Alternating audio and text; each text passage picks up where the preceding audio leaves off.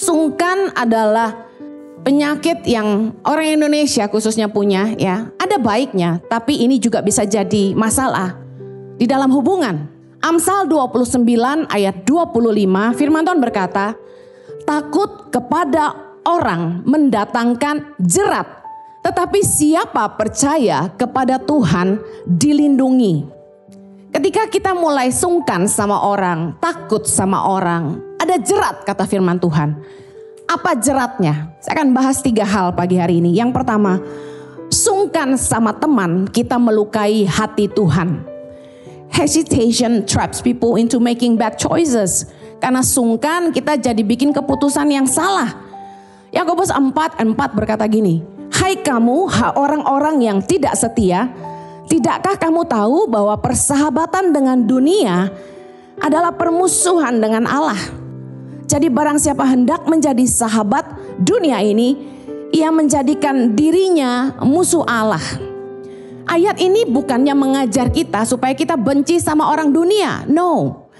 Tapi ayat ini bicara soal perbedaan nilai hidup, perbedaan cara hidup, sudut pandang dunia yang kita harus akui selalu berlawanan dengan prinsip-prinsip kebenaran dan kerajaan Allah. Saya akan kasih contoh. Ketika kita sungkan sama teman, kita diajak ngumpul-ngumpul, kita diajak minum-minum, mabuk-mabukan.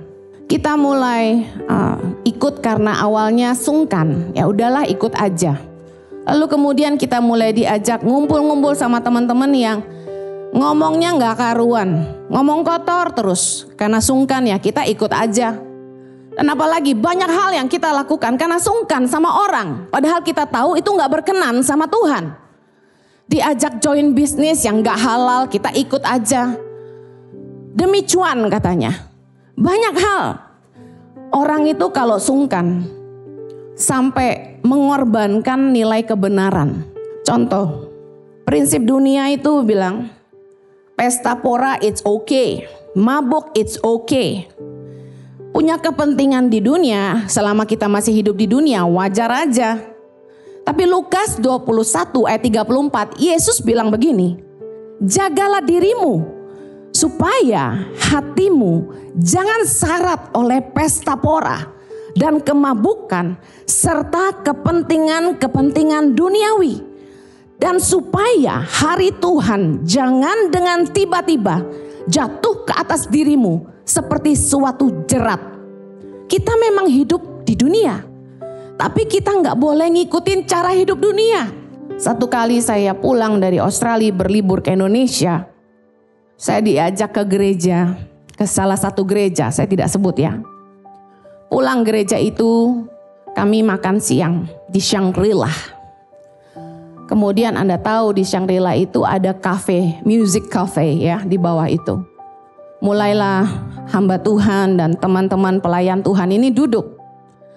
Udah mulai buka botol bir, ya sip bir semua bir, ya bir minum. Kemudian mulai ada satu keluarin rokok. Saya diam aja. Loh Bu ini menghakimi? Enggak. Saya diam aja. Saya ikut minum enggak? Enggak. Saya cuma lihat gitu. Saya sedih gitu. Kok sama kayak zaman gue belum bertobat dulu ya? Teman-teman gue kayak gini nih. Bedanya waktu itu gue ikut ngebir. Ngerti ya maksud saya ya? Kadang-kadang sungkan sama teman bikin kita kembali lagi ke cara hidup yang lama gitu loh. Impact Community Indonesia telah mengadakan 3 kali ibadah setiap hari Minggu. Pukul 9 waktu Indonesia Barat, pukul 11 waktu Indonesia Barat, dan pukul 13 waktu Indonesia Barat. Ketiga ibadah disertai ibadah anak dan remaja yang dilanjutkan dengan ibadah Impact Youth setiap minggu pukul 15 waktu Indonesia Barat di MOI, Mall of Indonesia Kelapa Gading lantai P3.